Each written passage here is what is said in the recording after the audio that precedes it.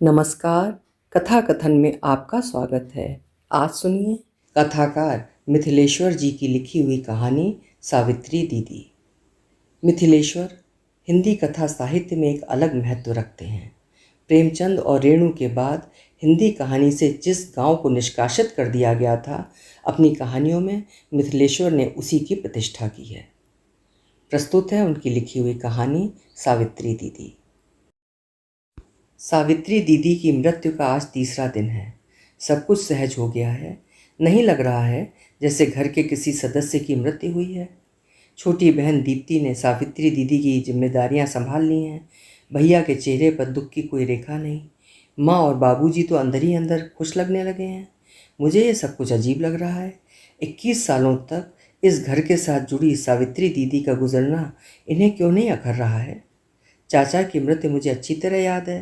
करीब 3-4 महीनों तक उनके शोक में घर के लोगों के चेहरे उदास और गमगीन थे। अभी भी जबकि चाचा को मेरे 8 साल हो गए, बाबूजी कभी कभी आहें भरा करते हैं। चाचा उनका दाहिना हाथ थे। वे जिंदगी भर कुंवारे रहे और हमारे घर को संपन्न बनाने के लिए खेतों में काम करते करते चले गए। इसीलिए सावित्री दीदी से उनकी कोई तुलना नहीं। सावित्री दीदी कभी भी बाबूजी का दायां हाथ नहीं बन सकती थी। लेकिन इससे क्या हुआ? आखिर सावित्री दीदी इस घर की एक सदस्य थीं। खूनी रिश्ते से हम एक दूसरे से जुड़े थे। अपने 21 साल तक की उम्र सावित्री दीदी ने इसी घर में पूरी की थी। हर किसी की आवाज़ पर हाजिर हो जाना, जल्दी जल्दी घर का सभी काम निपटा लेना तथा अपने द्वारा परिवार के किसी भी सदस्य को नाराज़ न होने देना, ये क्या सावित्री दीदी की कम विशेषताएं थीं? सचमुच सावित्री दीदी इस परिवार की जान थी। इस परिवार के लिए क्या कुछ करने को तैयार नहीं रहती थी। कितनी यातना, कितना अपमान और कैसे कैसे अत्याचार उन्हें सहने पड़ते थे, लेकिन वे कभी विरोध नहीं करती थी। सब कुछ चुपचाप सह लेती थी और इस परिवार की खुशियों में लग जाती थी। सचमुच ऐसी सावित्री दीदी के अभाव को झुठला देना उनके प्रति सरासर अन्याय ही है। मुझे सावित्री दीदी की बचपन की याद नहीं, क्योंकि मुझसे बड़ी थी, लेकिन दीप्ति का बचपन मुझे याद है। बचपन ही क्यों, दीप्ति के जन्मदिन की भयावहता आज भी मुझे सोचने को मजबूर कर देती है। उधर दीप्ति का जन्म हुआ था और इधर पूरे घर में मौत की सी उदासी घिर गई थी। भैया और बाबूजी आंगन में मुंह लटकाए गहरे सोच में डूब गए थे। तब चाचा भी जिंदा थे। खेत से लौटने पर शाम को उन्हें दीप्ति के जन्म की सूचना मिली थी। मैं समझ रहा था वे सूचना पाकर प्रसन्न होंगे, क्योंकि मैं उन्हें जीवट का आदमी समझता था। वे हर मौके पर अक्सर प्रसन्न ही रहा करते थे। लेकिन ये क्या? दीप्ति के जन्म की सूचना मिलते ही वे हाय करके बैठ गए। उनके मुंह से निकले कुछ शब्द मुझे साफ सुनाई पड़े। 10,000 का घाटा। और मेरा अनुमान है सावित्री दीदी के जन्म के दिन भी कमोबेश यही स्थितियां गुजरी होंगी। जन्मदिन से लेकर 5-7 साल की उम्र तक सावित्री दीदी का लालन पालन कैसे हुआ ये भी मुझे मालूम नहीं, लेकिन दीप्ति ने इसका एहसास भी मुझे करा दिया है। एकदम लावारिस की तरह पड़ी रहती थी दीप्ति। कोई उसे गोद में लेकर दुलार प्यार से पुचकारता नहीं था। वो घंटों रोती रहती थी। उसके प्रति किसी को सहानुभूति नहीं। सभी उससे घृणा करते थे। माँ को भी उसकी चिंता नहीं रहती थी। सर्दी, बुखार या खांसी होने पर उसकी कोई दवा नहीं की जाती थी। वो अपने भाग्य के बल पर जी रही थी, जबकि उसे 2 साल छोटे विनोद के जन्मदिन की खुशियाँ और लालन पालन के क्रम में बढ़ती जा रही संजीदगियाँ देखते ही बनती थीं। हर वक्त कोई ना कोई उसे गोदी में टांगे रहता था। मामूली सर्दी पर भी डॉक्टरों के पास भाग दौड़ शुरू हो जाती थी। लेकिन बेचारी दीप्ति बुखार से जलते, खांसी से रात भर खांसते और बासी तथा जूठा भात खाते किसी तरह जी रही थी। विनोद और दीप्ति के बीच का फ़र्क मुझे बहुत सालता था और मैं समझता हूँ सावित्री दीदी भी दीप्ति के संदर्भों से ही गुजरी होंगी।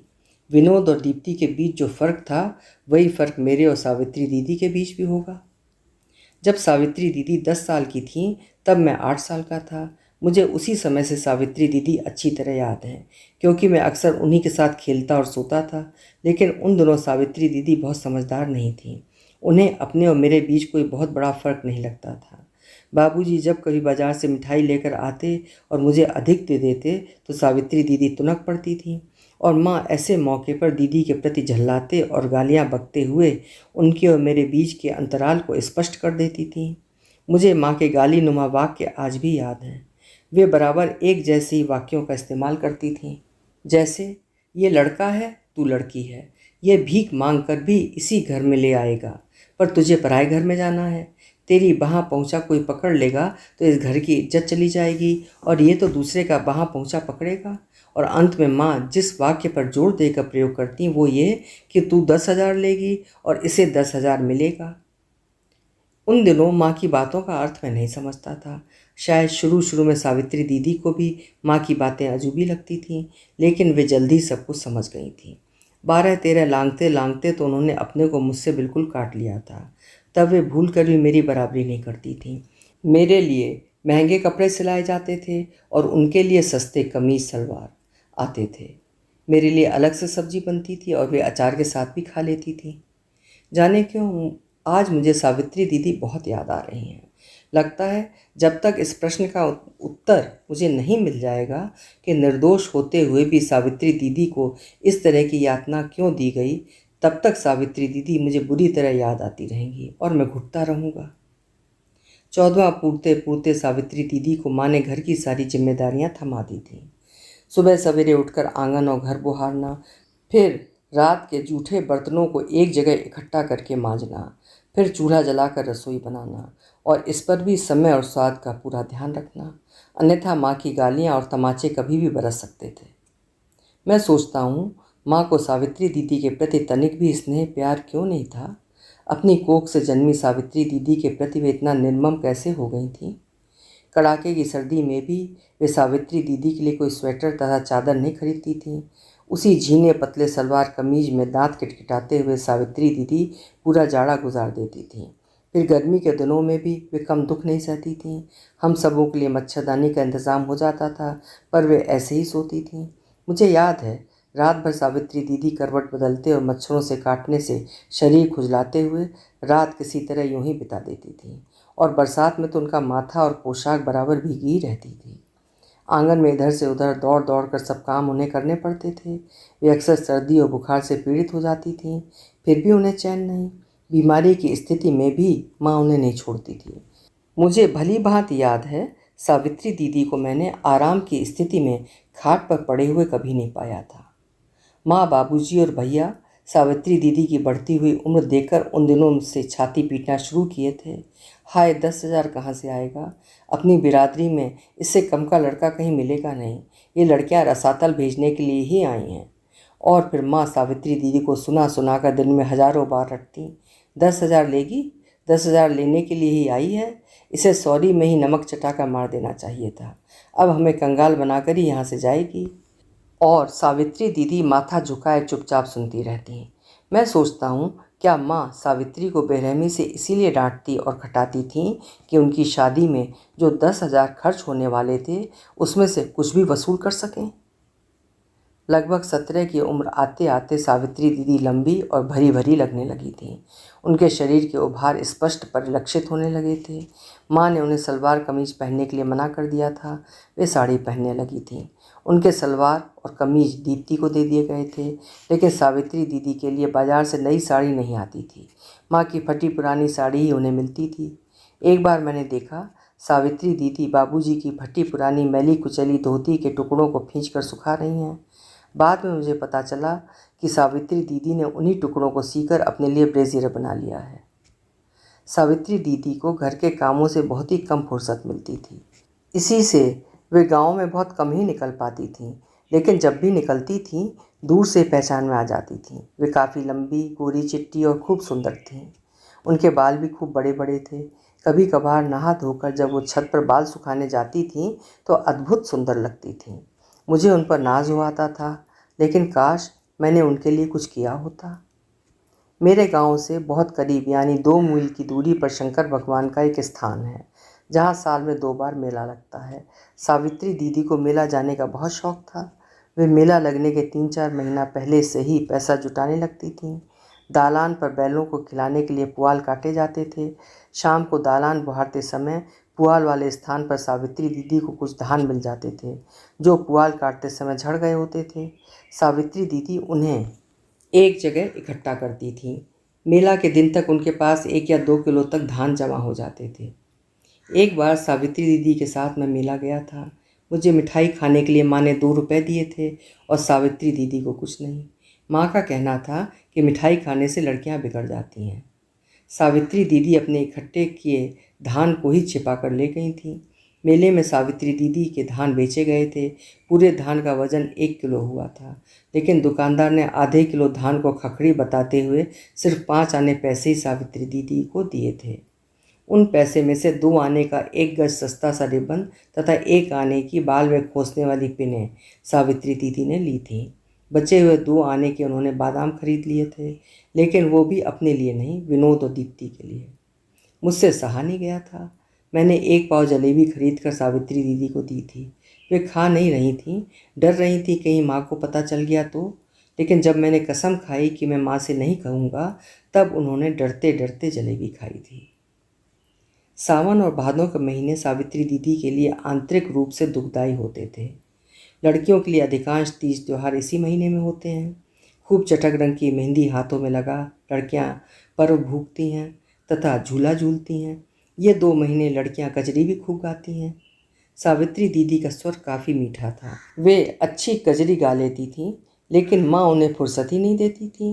वे तड़प कर रह जाती थीं। एक बार वे माँ की आंख बचाकर पड़ोस वाली शैली के घर झूले पर जाकर कजरी गाने लगी थीं।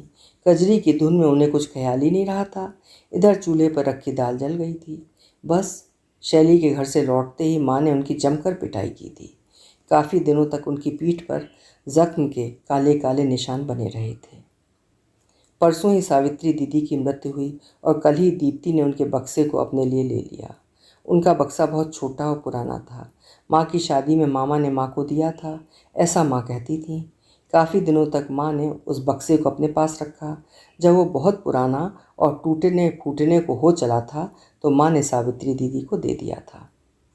एक बार मेरी कलम खो गई थी और उसे ढूंढते ढूंढते मैंने सावित्री दीदी के बक्से को खोला था कि ये गलती से उसी में तो नहीं धरा गया है। तब मैंने देखा था सावित्री दीदी के बक्से में सुई डोरा, मेला से खरीदे गए रिबन तथा बाल में खोसने वाली पिनें और बाबूजी की फटी पुरानी धोतियों को मोड़ तोड़ कर बनाई गई 2 ब्रेजियर्स थीं। शायद सावित्री दीदी की यही संपत्ति थी। वैसे तो सावित्री दीदी के 17वां चढ़ते चढ़ते उनके लिए लड़के खोजे जाने लगे थे, लेकिन जब 19 आते आते भी उनके लिए कोई लड़का नहीं मिला तो बाबूजी और भैया परेशान हो उठे। अब वे एक ही साथ इधर उधर निकलने लगे थे। अच्छी नौकरी करने वाले लड़कों के पास वे जा नहीं सकते थे, क्योंकि उन्हें ग्रेजुएट नहीं तो कम से कम मैट्रिक पास लड़की अवश्य चाहिए थी। और मेरी सावित्री दीदी चिट्ठी पत्री बाँचना भरी जानती थी। इसी से भैया और बाबूजी अपने स्तर के लोगों को ढूंढने लगे। ढूंढते ढूंढते काफ़ी मुश्किल से बाबूजी और भैया एक जगह गए। लड़के के 3 भाई थे। भाइयों में सबसे बड़ा था और आईए में पढ़ रहा था। उसके पिता गांव में खेती करते थे। करीब 10 बीघे खेत थे उनके। भैया के सामने गरज कर लड़के के पिता ने कहा था, हम उन शहरी लोगों में से नहीं हैं जो पका खाकर ही खत्म हो जाते हैं। हमें 150 मन चावल होता है। 11,000 से कम तिलक किसी हालत में नहीं लेंगे, और वो भी नगद कैश। निराश होकर भैया और बाबूजी लौट आए। फिर दूसरी जगह गए। वहाँ लड़का अपनी विधवा माँ के साथ अकेले था। मैट्रिक में पढ़ रहा था। किवाड़ की ओर से उसकी माँ ने कहा, इस एक लड़के पर 15 बीघे खेत हैं। कागज़ लेकर आप लोग देख सकते हैं। इसका 13,000 से कम तिलक मैं नहीं लूँगी। फिर एक तीसरी जगह वे गए। लड़का दोहा था, यानी उसकी पहली पत्नी 3 बच्चों को छोड़कर मर गई थी और वो दूसरी शादी करना चाहता था। उसे भी 7 बीघे खेत थे। वो खुद मालिक था। बाबूजी से उसने कहा कि मैं 4,000 में ही कर लूँगा।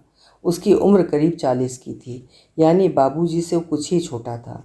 फिर भी बाबूजी राजी हो गए। भैया भी खुश थे, लेकिन तत्काल उन्हें लगा कि गांव हंसेगा और थूकेगा, और गांव के हंसने थूकने के डर से ही वे वहां से भी लौट आए। और वे जहाँ से भी लौट कर आते तो आंगन में घंटों गमगीन बैठे रहते और माँ से एक एक बात कहते। रसोई में बैठी सावित्री दीदी भी सब कुछ सुनती। मैं देखता। बाबूजी और भैया की बातें सुन सुनकर सावित्री दीदी का चेहरा अजीब उदास और बेबसी भरा लगने लगता। मैं नहीं चाहता था कि सावित्री दीदी के सामने ये सब बातें हों, लेकिन बाबूजी और भैया तो उन्हें सुना सुना कर ही सब कुछ कहते। इधर माँ बाबूजी और भैया की बातें सुनकर आग बबूला हो उठती। तरह तरह की गालियाँ देती सावित्री दीदी को। मर जाना चाहिए इस कुलक्षणी को, इसका भतारी नहीं है इस दुनिया में। बाप भाई इसके चलते दरवाजे दरवाजे मारे मारे फिर रहे हैं। इसे जहर खा लेना चाहिए। जीकर क्या करेगी ये हरामजादी, जब बाप भाई को कंगाल ही बना देगी। हे भगवान, तू इसे उठा ले, तीनों कुल तर जाएगा। और माँ मात्र इतना कहकर ही सावित्री दीदी को नहीं छोड़ देती, बल्कि और अधिक यातना देने लगती। दिन भर उनसे नौकरानियों की तरह खूब काम लेती। मामूली सी गलती पर भी उसे निर्दयता से पीटती। बाबूजी और भैया से रोज़ उसकी शिकायतें करती तथा उसके नन्हे नन्हे अरमानों को भी बेरहमी से कुचल देती। आज मैं सोचता हूँ तो मुझे साफ लगता है कि माँ यातना के चरम बिंदु पर सावित्री दीदी को पहुँचाकर उन्हें आत्महत्या करने के लिए ही बाध्य कर रही थी। सावित्री दीदी की एक तस्वीर बची है मेरे पास। यह हाल की ही खींची हुई है। इस तस्वीर के साथ एक अपमान भरी घटना जुड़ी है। जाने क्यों इसे देखते ही वो घटना याद आ जाती है। एक बीए पास लड़का जिसकी कहीं नौकरी नहीं लगी थी, लेकिन जल्द ही लगने वाली थी, सावित्री दीदी के लिए तय हुआ था। लड़के के पिता 2 भाई थे। बड़े गांव के ही अपर प्राइमरी स्कूल में मास्टर थे और छोटे भाई खेती करते थे। करीब 12 बीघे खेत थे उन्हें, और लड़का दोनों भाइयों के बीच अकेला था। 8,000 नकद पर सावित्री दीदी की शादी उससे तय हुई थी, लेकिन एक शर्त थी, लड़का खुद लड़की को देखेगा। लेकिन देखने से पहले लड़की की तस्वीर चाहिए थी उसे। सावित्री दीदी कभी शहर नहीं गई थी, लेकिन तस्वीर खिंचवाने के लिए उन्हें शहर जाना था, सो वे काफ़ी प्रसन्न थीं। उनकी इच्छा मेरे साथ ही शहर जाने की थी, लेकिन भैया ने मुझे नहीं जाने दिया। वे जानते थे मैं अधिक खर्च कर देता। मजबूरन सावित्री दीदी को भैया के साथ ही जाना पड़ा। उन्होंने शहर में कुछ देखने सुनने नहीं दिया दीदी को। फुटपाथ के एक साधारण से स्टूडियो में सावित्री दीदी की तस्वीर उतरवा कर लौटती बस से ही उन्हें वे गांव लेते आए। मैंने देखा था सावित्री दीदी का चेहरा काफ़ी उदास, उतरा उतरा और मायूस था। हाँ, मैं तो तस्वीर की बात कर रहा था। उस लड़के को सावित्री दीदी की तस्वीर पसंद आ गई। फिर सावित्री दीदी को देखने के लड़के का हमारे यहाँ आना भी निश्चित हो गया। जाने क्यों उस दिन सावित्री दीदी मुझे बहुत सुंदर लग रही थी जिस दिन लड़के को आना था। शायद इसलिए भी कि उस दिन सावित्री दीदी खूब बनी ठनी थी, एकदम दुल्हन जैसी लग रही थी। पहली दफ़ा माँ ने अपनी नई साड़ी उन्हें पहनने को दी थी। दोपहर तक लड़का अपने एक मित्र के साथ आ धमका। सावित्री दीदी सिमटने और लजाने लगीं। हम लोगों ने खूब आदर सत्कार किया लड़के का। उसकी सेवा में कुछ भी कसर नहीं उठा रखी हमने। और फिर घंटे भर तक वे दोनों मित्र दीदी को देखते और उनसे सवाल पूछते रहे, लेकिन जाते वक्त दीदी को कुछ नहीं दिया लड़के ने, और हमारे मन में खटका बन गया। दूसरे दिन लड़के के यहाँ से लड़की की नापसंदगी की सूचना एक आदमी ले आया और हमारा खटका सच साबित हुआ। उस रात सावित्री दीदी कमरे में सोई थी और मैं उनके कमरे के बाहर ओसारे में। मुझे रात भर सावित्री दीदी के रोने और सुबकने की आवाज़ सुनाई पड़ती रही थी। सावित्री दीदी की मृत्यु का कारण कोई नहीं जानता है। बाबूजी और भैया ने पूरे गांव में हल्ला मचा दिया है कि अचानक रात में उनके पेट में दर्द उठा था और सुबह होते होते वो मर गई। शायद दीप्ति और विनोद भी यही जानते हैं, लेकिन मुझे सब पता है, सावित्री दीदी ने आत्महत्या की है। दरअसल बात यह हुई कि काफ़ी दौड़ धूप के बाद सावित्री दीदी की शादी एक जगह पक्की हो गई थी। लड़का मैट्रिक पास करके प्राथमिक शिक्षक के लिए ट्रेनिंग कर रहा था। वैसे तो लड़के के 5 भाई थे, लेकिन खेत भी उसे 20 बीघे थे। 7,000 नगद में लड़के के पिता राजी हो गए थे। लड़का अपनी भाभी के साथ आकर सावित्री दीदी को देख गया था। सावित्री दीदी उसे जच गई थी। उसने सोने की एक अंगूठी और एक अच्छी सी साड़ी सावित्री दीदी को भेंट की थी। उस दिन सावित्री दीदी की खुशी देखते ही बनती थी। माँ, भैया और बाबूजी भी काफ़ी प्रसन्न थे, लेकिन ये प्रसन्नता सिर्फ एक दिन की ही थी। दूसरे दिन ही बाबूजी और भैया ने हिसाब बैठाया था। 7,000 नकद के अलावा इस महंगी में बारात को खिलाने, वर वधू की पोशाक बनवाने तथा विदाई की रस्म पूरा करने में 2,500 का खर्च था, यानी टोटल 9,500। अब इतने रुपयों का शीघ्र इंतज़ाम करना था ताकि बरसात से पहले शादी की जा सके। मैं ये स्पष्ट कर देना चाहता हूँ कि मेरे परिवार की संपत्ति के नाम पर कुल 12 बीघे खेत हैं।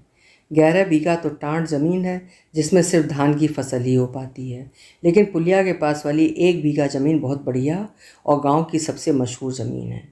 बाबूजी का कहना था कि इसी पुलिया वाली ज़मीन को बेच दिया जाए, 10,000 में बिक जाएगी, लेकिन भैया कह रहे थे कि 11 बीघा टंडिया में से ही 5 बीघा टंडिया को रेहन किया जाए।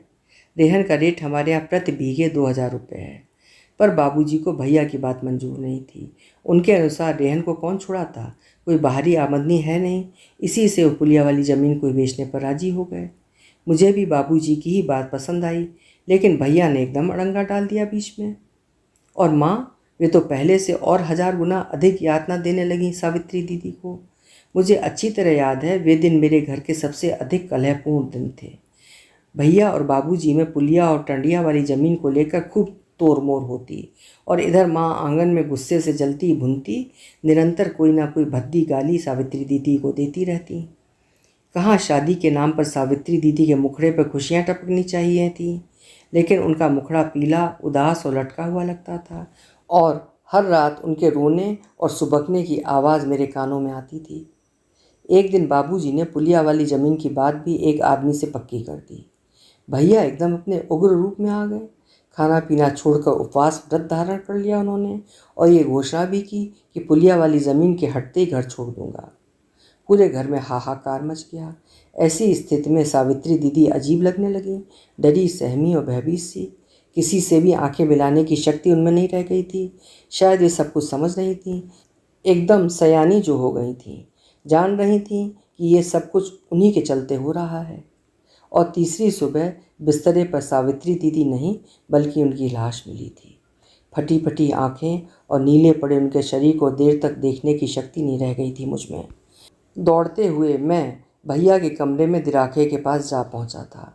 फसलों के ऊपर कीड़ों को मारने के लिए छिड़कने वाली एल्ड्रीन की शीशी खाली थी। मैंने शोर मचा दिया था, सावित्री दीदी ने एल्ड्रीन पी लिया है। भैया, बाबूजी और माँ ने मेरा मुंह बंद कर दिया था। फिर चौंकते हुए भैया ने कहा था, एल्ड्रीन तो कल मैंने खेतों में छिड़का था।